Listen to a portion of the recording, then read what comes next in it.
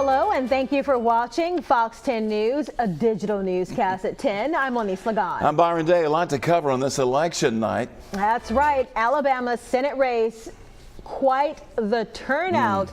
Fox 10 News with your team coverage from Birmingham to the Florida Panhandle and everywhere in between. All right, less than an hour ago, Republicans in the Senate celebrating one new member, Tommy Tuberville, flipping Alabama's Senate seat, going over incumbent Democrat Doug Jones.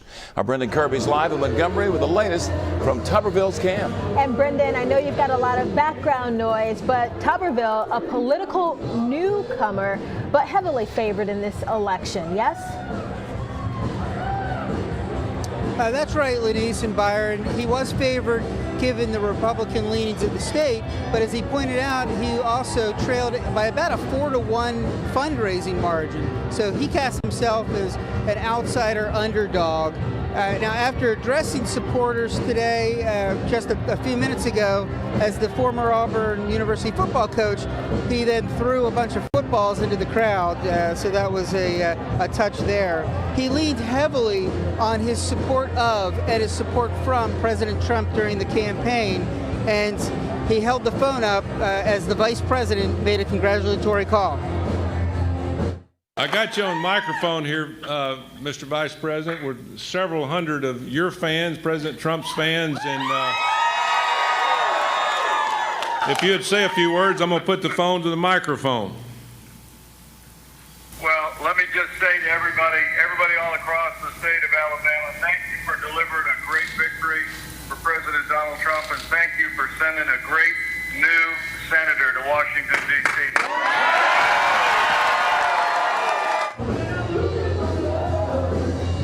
Now, it remains to be seen whether Tuberville is going to be in the majority when he goes to D.C. or a member of the minority party. Other races throughout the country will determine that. Reporting live from Montgomery, Brendan Kirby, Fox 10 News. All right, Brendan, thank you. Let's head up to Birmingham now. Our Lee Pack has the latest from the Doug Jones campaign. And Lee, Jones still expected to speak any moment now. It's got to be a very, very quiet crowd there. It is. He is taking the stage at this moment. I'm going to hand the microphone off to my photographer so we can go plug into their system and hear exactly what he has to say in his concession speech. Bear with us. Thank you, y'all.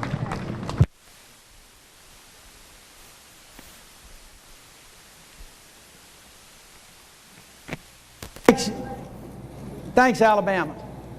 For the last 3 years, I've had the greatest honor of my life, of anybody's life, of representing this great state in the United States Senate, following in the footsteps of my former boss, Howell Heflin. And it has been a real honor. It's been an honor because it's been your voice out there. And I so very much appreciate it. My family so very much appreciates. You know, tonight didn't turn out the way we wanted. I am going to be reaching out to Coach Tuberville to congratulate him and offer our support in whatever transition we can do. And to remind him that now he represents one Alabama. He's not just those folks that voted. He represents everybody. That's what we have tried to do. And folks, let me tell you, what we've done the last 3 years is more than just about one Senate race. It's more than, it's never been about Doug Jones or the Jones family. This has always been about a state that we all love, a state that we care about, a state that has gone through massive changes over the years, and we are in the process of going through those again. We've seen so many different things that have happened over the last few years. We've seen so many good things and positive things. But at the end of the day, Alabama is still a work in progress. We know that. Alabama still ranks low in education. We still rank high in unhealthy outcomes. We still rank in a place that we want to make sure we can do better. Those are the things that we're going to continue to work on. Those are the things that you've been working on with me for the last 3 years. And for that, everybody in Alabama ought to be appreciative. I know I am. I know that there are folks in Washington, D.C. that are. Because as we go forward, We're not going to stop. All right, and you were just listening to Doug Jones saying that he congratulates Tuberville in his win of the election and that he will be reaching out shortly to make that congratulations formal with him. Now, turning to Alabama's District 1 congressional race, Mobile County Commissioner Jerry Carl against businessman James Averhart. Carl with a significant lead right now, still waiting for that red check mark to make it official. But our Shelby Myers has been with the Carl camp throughout the night, and she joins us again live tonight. Hi, Shelby. Hey, Lanice. Yeah, we just spoke to him. He said it's still too soon. He's not quite ready to call it yet, but he's walking around talking with some folks who voted him and were hoping that he would win this as they waited out here. Some cheering going on as they're keeping up with all of the races inside Old Majestic here in downtown Mobile. Now, he did speak a little bit earlier to the crowd. He wanted to kind of address them before everyone starts to leave, just saying that he's thankful for their votes. It's been a long campaign. He wants to do this and he wants to win so that everyone can come together and do what's best for our country. He called his grandson up there and said this is what it's all about. And he also said that his life changed when his son went to Afghanistan. He got teary-eyed talking about that because he says that's what got him into politics. And he also said that Congressman Bradley Byrne, whose seat he will be filling if he does win, has been a godsend. And he had this to say about the shoes that he has to fill. We're excited about what we're going to be able to do in D.C. We have some huge shoes to fill. When you look at great congressmen like Jack Edwards and Joe Bonner and Sonny Callahan and by all means Bradley Byrne, you're talking about some statesmen that it's going to be hard for anybody to follow in behind and fill their shoes. But I'm going to give it my best shot. Yeah, and Commissioner Carl also telling me earlier that he will work very closely with President Trump if, again, he does win the seat. Of course, a couple of notable mentions who were here a little bit earlier were the Mayor Sandy Stimson of Mobile, Spanish Fort Mayor Mike McMillan, as well as the Mobile County Sheriff Sam Cochran.